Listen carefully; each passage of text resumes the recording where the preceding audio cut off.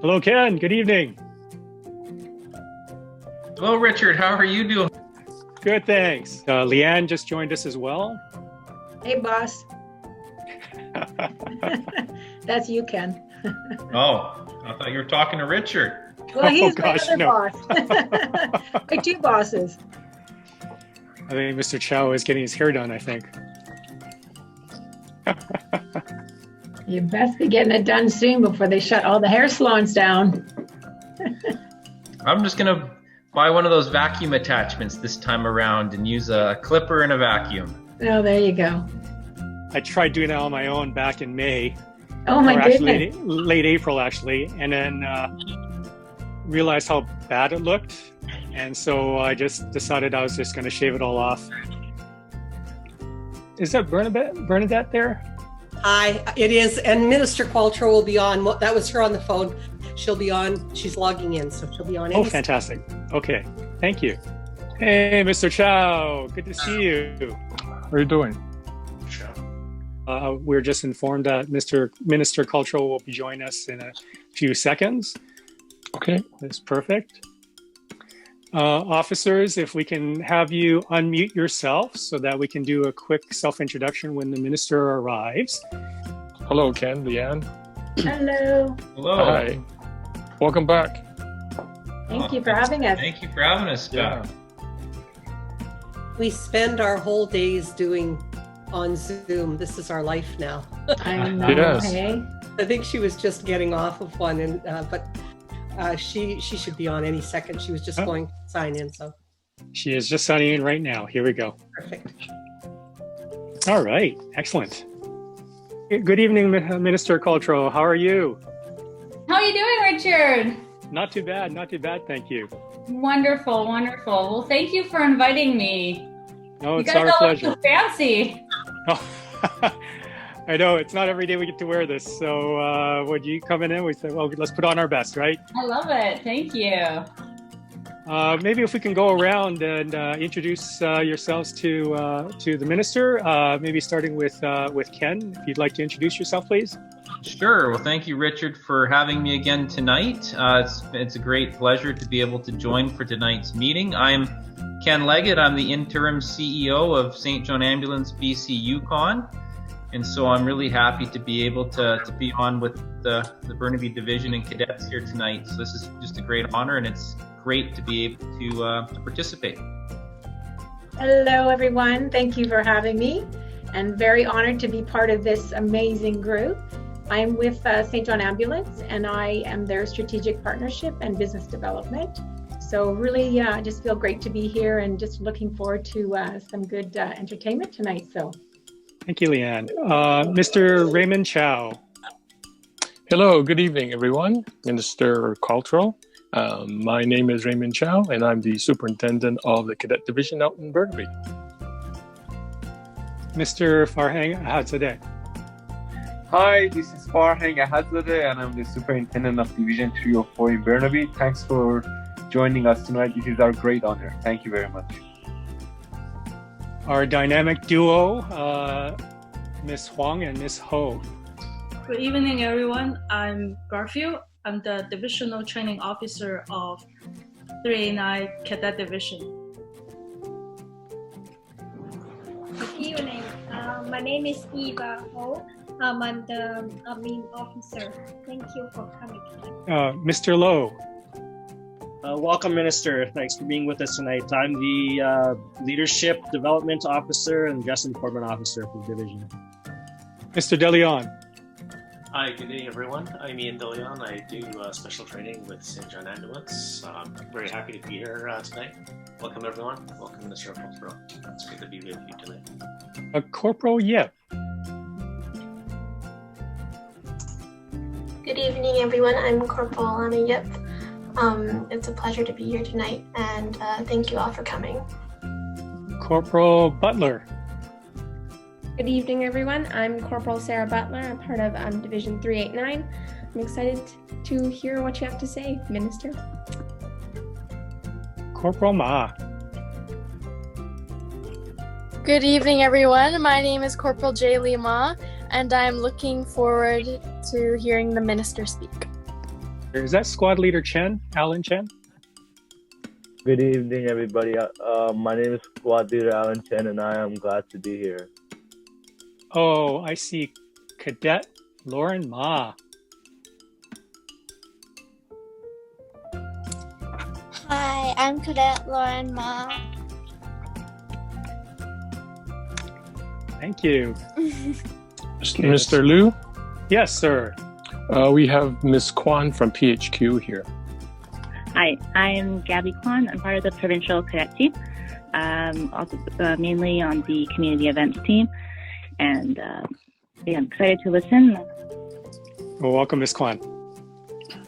I'm going to take this opportunity for us to take a quick virtual group photo, Brady Bunch style. For those of those who know what Brady Bunch is, I think a lot of you may not know. But it just looks straight ahead at your camera. I'm going to try and see if I can do this. If you can straighten out yourself and give me a big smile. 3, 2, 1.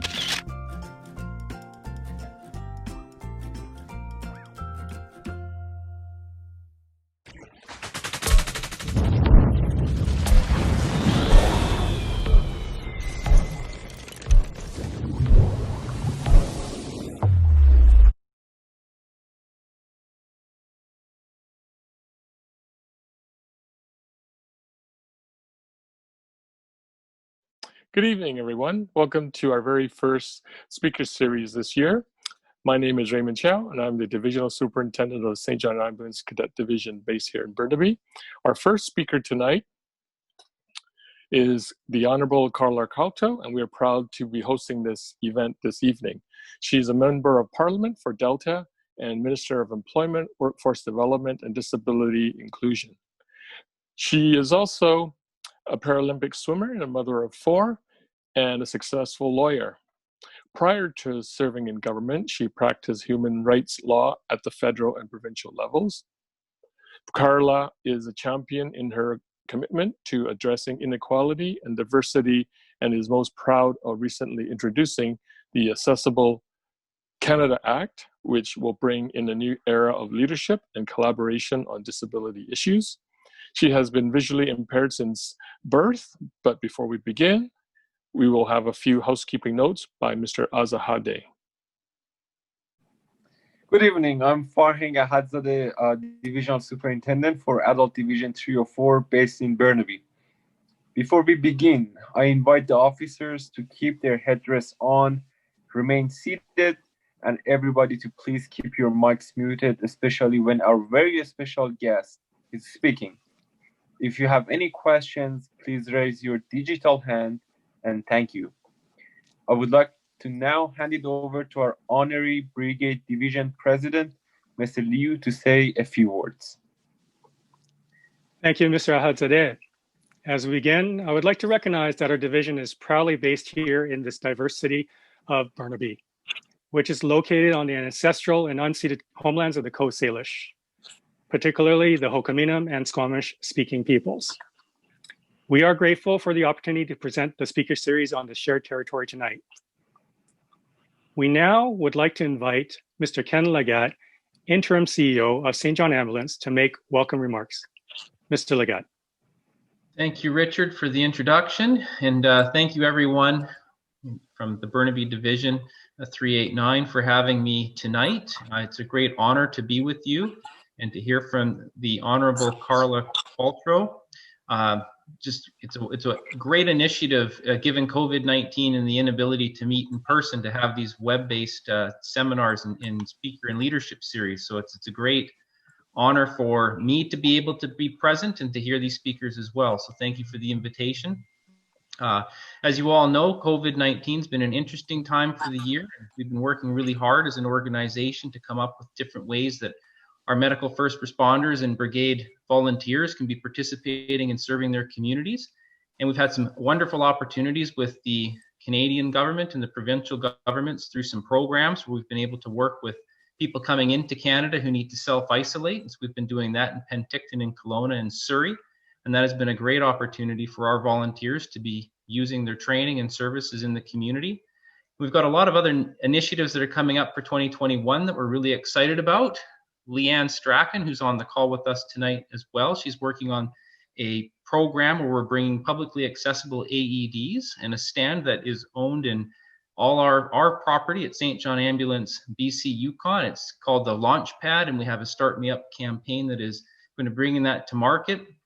And we're very excited to be working with TransLink and TELUS and a few other providers to get those into our communities so that we can make CPR and sudden cardiac arrest something that is very visible in the public. And obviously that's very close to our heart as an organization, is to help people become prepared for first aid in the community. So it's just, I wanted to share that with the team here. It's something that we're very excited about at PHQ. And so we're also very excited to see the Honourable Carla Qualtrough speak tonight and to learn what she has to share with us. So I appreciate her making the time out of her busy schedule to come speak with this division this evening. Thank you, Richard, for the opportunity to give some welcoming words. Thank you, Mr. Leggatt. And now, Minister. Thanks, Richard, and thank you to all of you for welcoming me so warmly and inviting me to take part in this conversation. So, as was said in my bio, I am a Member of Parliament for Delta, and I have been in Cabinet, in Prime Minister Trudeau's Cabinet since I was first elected in 2015. I've assumed different portfolios on along the way, and in this crazy time of COVID, have the honor and the challenge of being employment minister. So you can imagine that when we shut the economy down and we had to support workers and families, that was all on me, and it was a big responsibility. And I'll park that for a second, and I'll just take you back to what Richard said my journey has been. So I grew up in the Lower Mainland. I went to school at SFU. I went to law school at UVic. And I decided I wanted to be a human rights lawyer. I wanted to help people. I'm legally blind. I only have about 10% corrected vision. And all my life had faced discrimination and barriers, you know, whether it was my, you know, the school district wouldn't let me go to public school in Calgary and my parents fought to get me in, or I wasn't allowed to participate in gym class because they thought it would be too dangerous and my parents fought to get me in. And all my life, I had just faced all these challenges and seen how important it was that my parents stood up for my right to participate and you know, instilled in me this idea that I had a right to be included. And they taught me to kind of self-advocate for myself. And we did every sport imaginable when I was a kid. So it was just actually crazy, the number of sports I participated in. But at some point, the fact that I couldn't see very well actually got in the way. Everything got a little too fast. It became a little too dangerous. And that's when I found Paralympic sport. And Paralympic sport is very special because it is a system where they level the playing field for you as you get involved. So I swam against other swimmers who had the same level of vision as me. And so what really ended up happening is your athletic ability is what is seen, not necessarily your disability. And I became just enamored with the idea that we could actually build systems like the one I had been involved in sport that were inclusive. That what if we designed our education like this or our transportation like this? What if we designed our programs so that everybody could participate from the beginning? It wasn't a matter of changing a program to accommodate one person. It was thinking about including everybody from the beginning. And that experience completely shaped my life. And I went to law school, I became a human rights lawyer, and I wanted to help people with disabilities find ways to overcome the barriers they were facing. But what I found as a human rights lawyer was you often had to wait until people were discriminated against before you could help them, because they had to be denied a job or denied a service or not being given access to something. And then the system would just kick in and help them, but they'd already been harmed. They'd already been kicked out of a house or not given a job. And so it really felt unsatisfying. And that's when I decided to pursue politics, because I wanted to be a part of policy making and changing the laws so that discrimination didn't happen from the beginning. I was approached by he wasn't the prime minister at the time, he was the leader of the Liberal Party, who basically recruited me and asked me to run in 2015, and I was successful. and I became Canada's first ever minister responsible for people with disabilities. And it was the biggest thrill of my life, I can tell you, it still is. And along the way, I've got other portfolios and other responsibilities, but I've always kept the disability piece with me because it's such a passion of mine. And I'm so grateful to Justin Trudeau for recognizing that and letting me keep that file along the way. And, you know, we've come a long way in 5 years. So we created what is the Accessible Canada Act, which basically tries to get at what I was talking about before. So the idea that it shouldn't be up to individuals to fight discrimination after it happened, we should actually require legally companies and service providers to be inclusive from the beginning. So what the Accessible Canada Act does is it requires companies that are regulated by the federal government, because of course we have federal and provincial governments, like Canada Post, like the banks, like transportation, like airlines, like telecommunications, to be accessible by design. So now it won't be one person who's been discriminated against. We're going to put in place standards. And my favorite example is the ATM machine. So before this law came into effect, if you were a blind person and you couldn't access your ATM, in a local bank branch, I won't pick a bank because I don't want to be rude, and I would file a complaint to the Human Rights Commission, and a couple of years later, somebody would say, yeah, you're right, that should have been accessible. And that one bank machine in that one branch of that one bank would change, and we'd have to do it all over again. The next person would have to go to the next ATM. Well, now we are requiring all ATMs across the country to be accessible.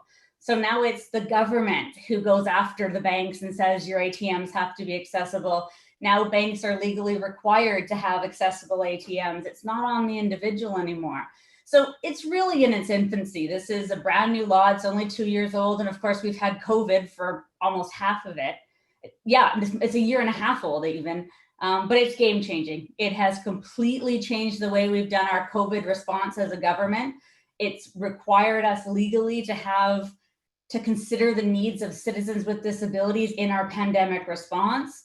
It's been such an important piece of law. And I actually think 10 years from now, it's going to have changed the way we, address disability rights in this country. So lots going on there. Of course, we're in the pandemic. So in my job, I've been responsible for the CERB. Most of you probably have heard about the CERB. I'm responsible for the student benefit. I'm doing the Canada Recovery benefits. I'm in charge of Canada Student Loans, Canada Student Grants, Canada Summer Jobs. Pretty much anything policy-wise to deal with employment in this country is I'm responsible for.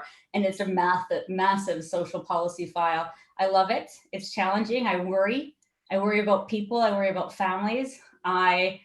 I hope we are helping people enough. And when we've not got it right, I've tried to course correct because we have to be able to help people. I'm not a very slick politician. I'm the kind of person that stands up and says, I made a mistake. I'll do better next time. We're going to try this now. It's going to work better. But we've been working so hard over the past 8 months to help families, to help workers, to help businesses, to keep people safe and to keep people healthy. And I'm very proud of what we've done as a federal government. And I'm happy to take questions on any of the above or all of the above, Richard. I'm just thinking about when you and I had actually first met was back in 2007, 2008, when you were president of the Canadian Paralympics. And I was playing a small role at the time as team attaché with the team. And it really, I think, opened my eyes to the world of accessibility. I know we have questions from our cadets, but I'm just wondering if you can expand a bit about what accessibility is all about, so our younger viewers as well can perhaps appreciate more about what that all means and entails. Thank you. Really good question. Super important.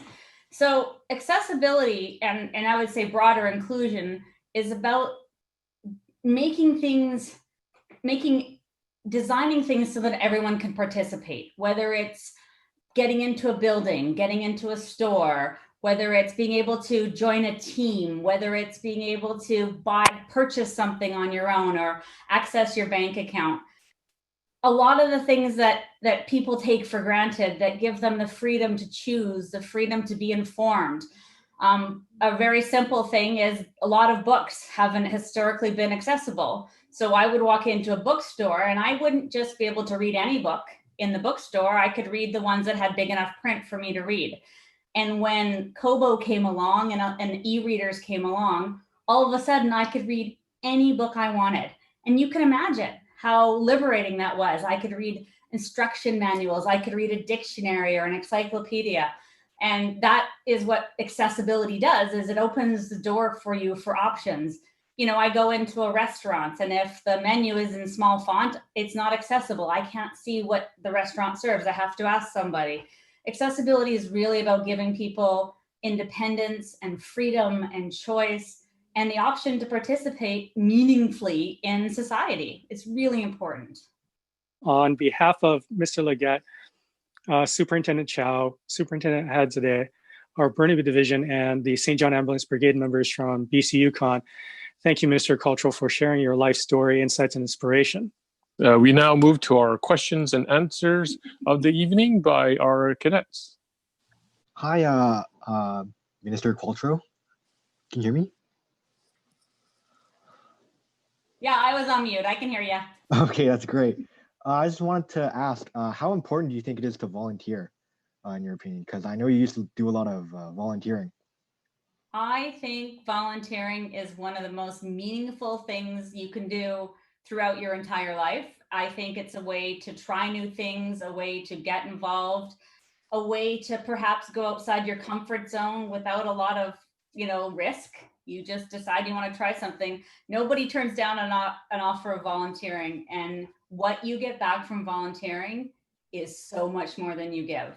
It's an excellent way when you're young to get experience. It's a way to build your resume, a way to make connections. It's a way to give back to your community. Maybe you were on a team and now you can volunteer for that team. You guys, probably do that in your organization too. I think volunteering is a fundamental kind of core part of growing up and contributing to your community. That's amazing. Thank you.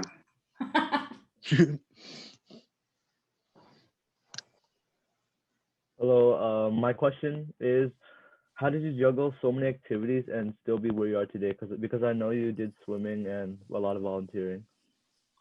Well, thank you. You know what? I was a very busy person. I'm still a busy person, but you just manage your time. And again, participating in sports and swimming, at the height of my swimming career, when I was swimming in world championships and going to the Paralympics, I was swimming 11 times a day, and I was going to university 11 times a week. Sorry, not a day. I apologize. 11 times a week. And I just learned to manage my time. I learned not to waste time. I learned to study efficiently. Like I learned to be disciplined. And I think that has served me incredibly well throughout my life, all the lessons I learned in sport. But you also make choices and you don't get to do some things. I can tell you a lot of stuff I missed as a teenager. I don't regret any of it though. And I got to see the world and I got to really open my mind to what could be done to help people. Thank you. What do you enjoy most about being a member of parliament, and what was the process like to get to where you are now as an MP? Good question. So I love being a member of parliament. I have this big fancy job in cabinet, but I also have this very important job in my community where I get to connect regularly with people and help individuals.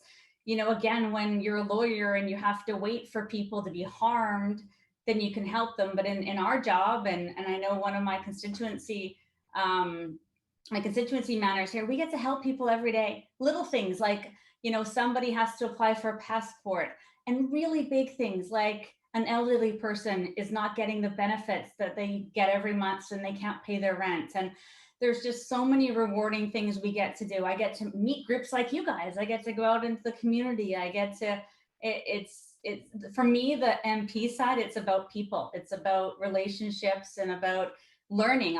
We learn a lot in these jobs, and every single day I'm learning about what other people are passionate about.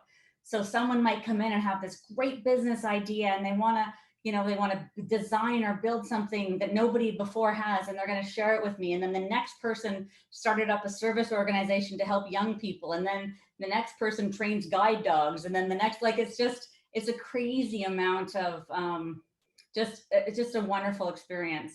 And the process to get here was crazy as well. Running for politics is a different kind of skill than actually doing a job. And it's not my favorite part of the job. I am completely fine and happy to be held accountable, but like the actual campaigning part is a stretch for me. I love talking to people and I love working hard, but knocking on doors and asking people for votes and going to fundraisers and all that. Like, you can probably see I'm getting red just thinking about it, but it's absolutely worth it. And you meet so many amazing people along the way. Thank you.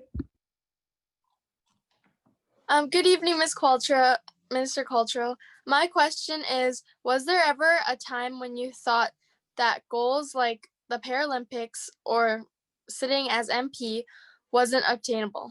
How does one overcome disabilities or challenges from pursuing goals or dreams? Good questions, important questions. So listen, for every medal I've won, every time I've stood on the podium, I lost a lot of races and I didn't win. The first time I ran in politics, I ran for school board here in Delta and I didn't win. But I've learned, especially again through swimming, that you just got to get back in the pool. You can't give up. You know you have it in you. You just got to dig a little deeper and you got to be creative. And one of the things I'd say, having a disability, living and kind of working and existing in a world that really wasn't built for you, you tend to start to be pretty creative pretty quickly, and just you find solutions, you problem solve. And I think that people tend to focus on people's accomplishments and your achievements, but really there are really important stories to be told about the times where you weren't so successful, or you didn't win, or things didn't work out the way you thought. I never imagined I'd end up where I am today. And I can give you examples of how I tried something, it didn't work, so I tried something else, and you just keep going. And I think you find your passions and you figure out what you're good at, and you have a lot of fun, and you might have some tears along the way. Thank you. Good evening, Minister Qualtrough. My question for you is, what is a message you would like to share with young leaders to take away from your story? Thank you. Good question. I think it's really important to not be afraid to challenge the status quo. I am one who believes that the most effective way to change something is to become a part of it, put in your time, learn about it, and then work to make the change you want to see happen. I think you can advocate for what you want and the things that worry you by being very well informed, by being thinking things through, and just not being afraid to ask the tough questions and challenge things. People sometimes get stuck in doing things the way they've always been done, and sometimes that's not the best way to do things anymore. And so I would just say, be courageous and work hard. Thank you. Hello. So my question is that was there anything, or is there anything that you wish you could change in your life? Wow. These are good questions, you guys. Listen, of course, there are things that I was always very hard on myself. I had, I think sometimes I didn't give myself credit for things along the way. If I swam a good time, I wished I'd have swum a little faster. I think that I wish I would have enjoyed the small victories along the way to the big victory, and understood that when I won at the provincial level, that was pretty awesome. And when I won at the national level, that was pretty awesome. But I always just focused on winning at the international level or at world championships. And I wish I would have been more just enjoyed the moments more, because I was always looking to do the next thing when I was younger. And now I try and enjoy the moments more. Thank you. Good evening, Minister Qualtrough. First of all, I want to say that it's really nice meeting you. And my question is, what kept you motivated? Because I remember earlier on you said that there are many people who didn't want you to succeed or had like setbacks and doubts. What motivated you to keep going and push despite all the negative feedback? Whew. You know, again, I'm going to go back to my sport experience. So when growing up in Canada, we're pretty lucky. And having a disability in Canada, well, there's many things we need to work on to be more inclusive, to treat people more fairly. You know, compared to other places in the world, we don't have it so bad. And when I traveled the world in sport, as much as I was surrounded by talented, capable, brilliant people, I saw how much discrimination there was. I saw people being denied opportunities because of their disability, or because of what people assumed about what they could or couldn't do. If somebody couldn't speak because of their disability, people didn't give them a chance to find another way to communicate. And I was always just really motivated to make things better so everybody could have a say and everybody could be heard and have their voices heard on any topic. And it was really, you know, I was very inspired to make change happen in Canada by going around the world and seeing, you know, the challenges other people with disabilities were facing. Thank you so much. Good evening, Minister Qualtrough. I'm Corporal Yip. I'm asking this question mainly because I also used to be a competitive swimmer, but because of an injury one summer, I no longer am able to. What made you choose swimming? Like, what was so special about swimming that made you go so far into it? And do you ever miss competing? Well, you know, I think in some ways swimming found me. So as I said, I did a lot of sports. We downhill skied. I went to the BC Winter Games in skiing. I curled. We played baseball, if you can believe it. Not very well for obvious reasons. But my dad had me involved in every sport imaginable. And I found swimming, and it was the thing. It was the place where I felt safe, and the place where I felt that I could do well, even though I couldn't see, that people weren't going to judge me. It was really a safe place. I fit in. And that was at a time when I was kind of 13, 14, and I was quite bullied as a kid because I didn't look like everybody else, and I had to read really close, and people teased me, and in the pool, none of that mattered, right? None of that mattered at all. And it was really empowering for me, especially when I found Paralympic sport, to be able to just be free from all that craziness. I actually don't miss competing in swimming, although I really enjoy swimming. I swam for a lot of years at a very high level, and I was ready to retire when I retired, and I had achieved what I thought was going to be what I had, my best. And I was really happy, and I had a different goal. I was going to go to law school. And so it was a natural transition for me. I kind of peaked, and then I moved on to something else. Thank you. Hello. I have one question, Minister Qualtrough. As healthcare workers,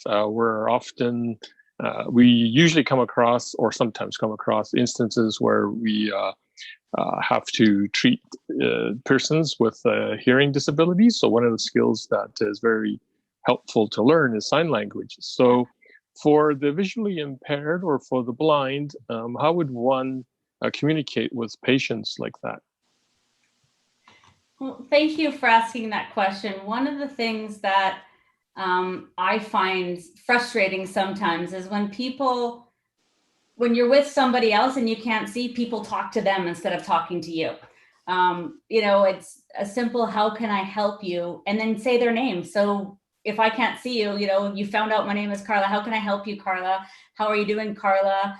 And be very descriptive, I guess, because of course, when you can't see, you're not getting any of the visual clues that maybe everybody else is. Okay, I'm going to take your hand. I'm putting gloves on right now. If you hear a smacking noise, that's just me putting on latex gloves. And so that person knows, of course, that you're also putting on PPE. I've got a mask on, Carla, so rest assured that you're protected. Like, just really verbalize the experience for the individual, because of course they'll be nervous, they might be scared, they might be hurt, they might be in pain. So, whatever you can do to verbally give them as much information and comfort, I would think would be very well received.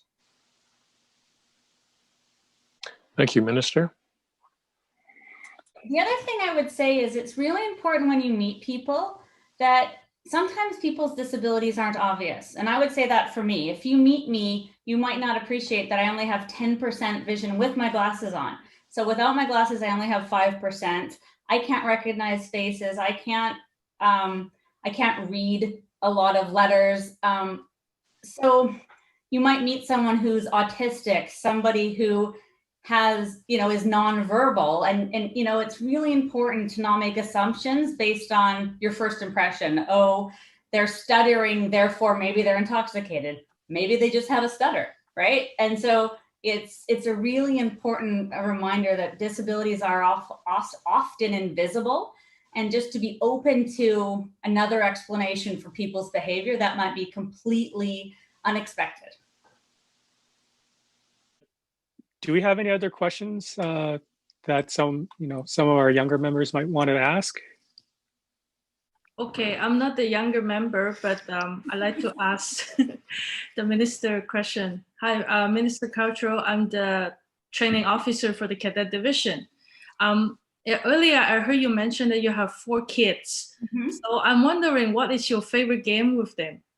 I thought you were going to say who's my favorite kid. That was a dangerous question. Well, they are all your favorite. Well, listen, we do have 4. So we have 2 older ones. My son actually was a Sea Cadet and is now in the Navy, and he's 23. My daughter is studying music, and she's 21. And then we also have 2 younger ones who are 8 and 10, who are in grade 3 and grade 5. So we have kind of 2 waves of kids. So it's quite challenging coming up with a game that everybody in my family enjoys. And my mom, who's 75, lives with us too. So the 7 of us have a very wide age range, like from 8 to 75. We play, what is the name of that game? We play some game with the iPad, like it's like a name that tune or something, but we spend as much time as we can. I mean, when we're not in COVID, I travel a lot for my job. I travel about 26 weeks of the year. So I leave on a Sunday, back on a Thursday, leave on a Sunday, back for about 26 times. So when I first got elected, my son was only 2. So that was pretty hard on him to be away from me that often. And thank goodness for my husband and my mom. But now that, one of the upsides for my family with COVID is I'm not traveling as much. So I get to spend more time at home with my kids, especially the younger ones. The older ones are off doing their stuff, but we're very lucky. This is the kind of job that if you didn't have the support of your family and a very wide support network, you couldn't do it. It can be very challenging. That sounds fun. Thank you. Thank you. All right. Thank you again, Minister Qualtrough, for starting our speaker series this evening. Join us next week as we chat with our very own Provincial Commissioner, Mr. David Valentine. I did not say thank you for the work you guys do and the work you've done during these really difficult times, and the exposure you give to young people in terms of leadership opportunities and training. I think Canada is very lucky to have all of you, and I'm very grateful. And I know I speak on behalf of the Prime Minister because I can, when I say he's very grateful for your service as well. So thank you all very much. Thank you, Minister Qualtrough. Mr. Liu also has an update on our 3rd and final speaker of the year. Oh, thank you, Mr. Chow.